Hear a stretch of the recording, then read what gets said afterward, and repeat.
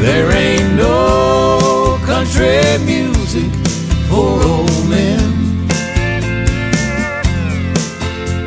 All of the good ones have died or just packed it in. Now there's posers and losers and would-be outlaws who only know how to pretend. But there ain't no country music for old men. He was sitting on a bar stool the first time he heard Jolene,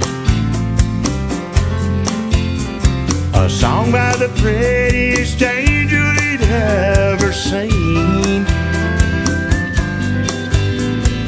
Back when Nashville was swinging and making them deals,